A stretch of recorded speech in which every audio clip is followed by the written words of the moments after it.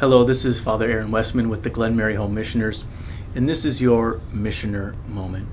My brothers and sisters, we all know that if we try to be disciples of Jesus, we need to grow in wisdom.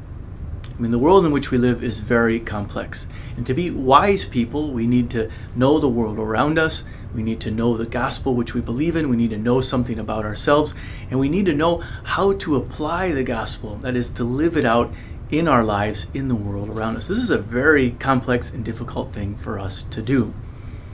So how can we grow in wisdom?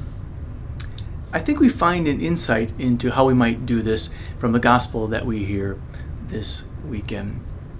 We encounter, as we many times do, the scribes and the Pharisees and Jesus' interaction with them. And what is the struggle, what is the problem with the scribes and the Pharisees?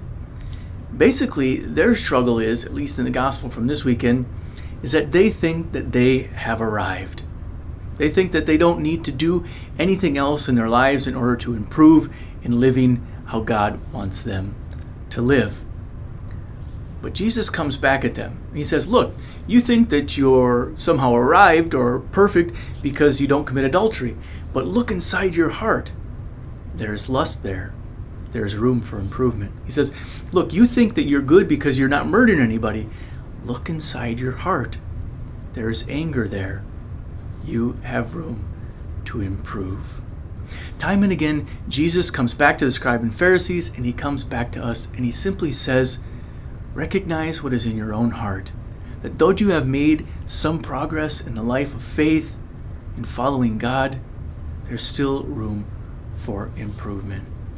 My brothers and sisters, I think that if we can sit in front of Jesus in prayer and recognize that in our own hearts that indeed there is much room for growth, much room for improvement, this can get us on the path of finding wisdom in our lives.